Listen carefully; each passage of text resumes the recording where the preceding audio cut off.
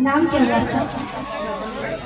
रंगीला song Bihar Sharif की तरफ से बहुत बहुत पुरस्कार रहेगा। माता रानी ने करा हमेशा खुश रखे और बहुत नाम सुने हैं आपका शो का। दिलीप भैया को जानते हैं ना आप, वही हमको बताए थे और ये बहुत अच्छा लगा आपसे मिलके, थैंक यू। और कहना है क्या कि धड़कना छाती सुन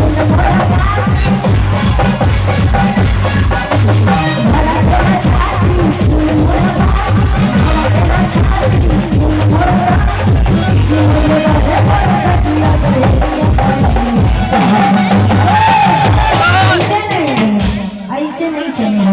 एक बार दोनों हाथ चाहिए सारे लोगों को।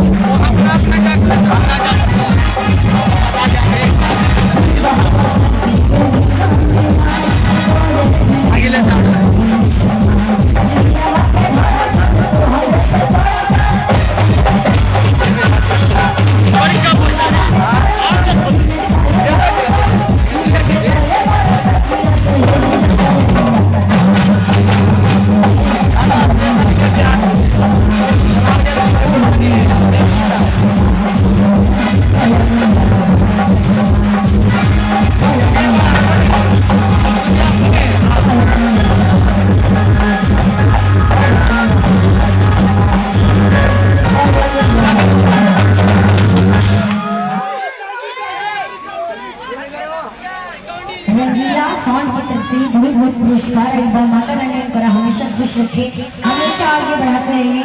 और बुकिंग करवाने के लिए हमारे भैया से संपर्क कर सकते हैं।